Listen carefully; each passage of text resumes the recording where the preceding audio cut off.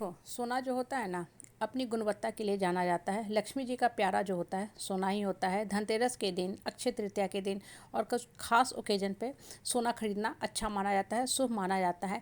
लेकिन फिर भी देखो, प्योरिटी जो होती है ना, सब कुछ होते हुए भी सोना की ही मापी जाती है। 18 carat, 20 carat, 22 carat, 24 carat gold की प्योरिटी मापी जाती है। और जो इसके मापने का तरीका होता है वो हॉलमार्किंग होता है, कि मतलब अगर हॉलमार्क का साइन लगा हुआ है तभी सोना को प्योर माना जाएगा, नहीं तो सोना को प्योर नहीं माना जाएगा। हालांकि अगर हॉलमार्किंग नहीं भी है, गोल्ड अगर प्योर है तो प्योर ही रहेगा।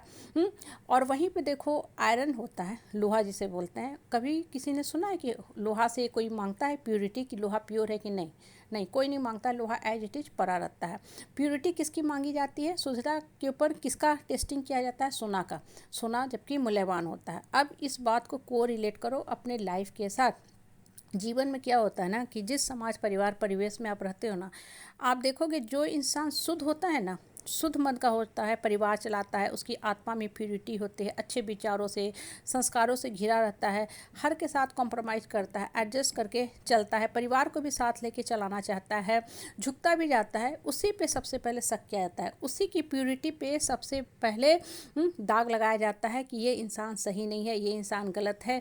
उसके आचार विचार सबको गलत ढंग से उसको शक की निगाह से देखा जाता है। अब देखो, होता क्या है ना, कि जब भी आप जिस समाज में रहते हो ना, बहुत अच्छा कर्म करते हो तो नेचुरल है आप रिटर्न में मान सम्मान खोजोगे, लेकिन मिलता है? नहीं मिलता है।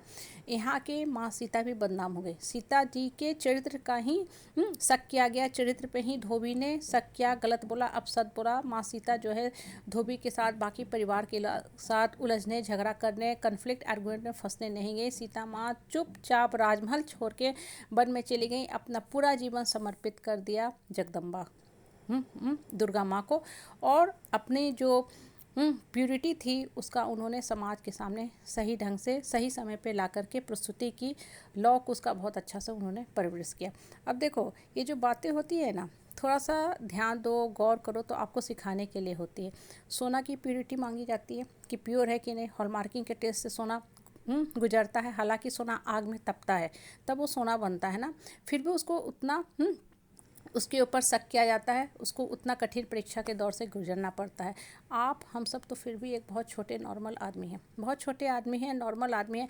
इसलिए अगर आप के ऊपर, हमारे ऊपर शक किया जाता है ना, तो कभी अपने मन और आत्मा को कुंठित मत किया करो, रोया मत करो। नॉर्मली होता है, बहुत नॉर्मल सी बात है कि जब आप सब कुछ करते हो तो नेचुरल है, उसके बाद भी अगर आपको शक की निगाह से देखा जाता है या आपके ऊपर दोषारोपण कर दिया जाता है कि अरे आप बेकार आदमी हो, किसी काम लायक नहीं हो, आपको परिवार चलाने नहीं आता, परिवार में एडजस्ट करने नहीं आता है, आपका किसी से नहीं बनता है, आपका नेचर अच्छा नहीं है, आप बहुत अनसोशल हैं, आपको सब लोग छोड़ देगा, बहुत सारी XYZ, बहुत सारी XYZ गलत बातें आपके खिलाफ बोला जाता है। आपके चरित्र तक का लोग क्या करते हैं, पोस्टमार्टम करना शुरू कर देते हैं। ऐसे समय में ना, नेचुरल है, कोई भी नॉर्मल आदमी रहेगा तो रोएगा ही रोएगा। और एक आंसू आँख से निकलती है, दूसरा होता है आत्मा फटता है। तो इन सब बातों से क्या होता है, आपका मन और आत्मा फटने लगता है।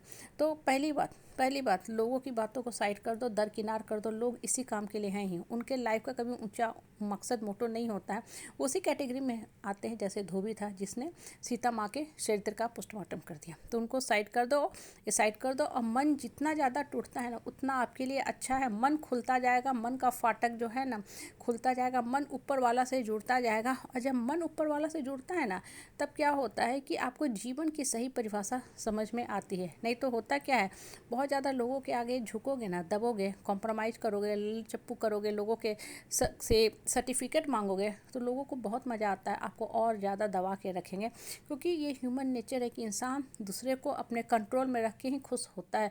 लोगों को ये फील होता है कि अच्छा, हम पावरफुल हैं, हम शक्तिशाली हैं, तभी तो ये आदमी हमसे दब रहा है, डर रहा है। हालांकि आप रिश्ता चलाना चाहते हो, मान सम्मान से समाज में भी रहना चाहते हो, परिवार के मान सम्मान की भी रक्षा करना चाहते हो, इसलिए आप इतना कॉम्प्रोमाइज़ कर रहे हो। लेकिन लोग हैं ही इसी काम के लिए कि आपका मनोबल ही तोड़ते जाएंगे।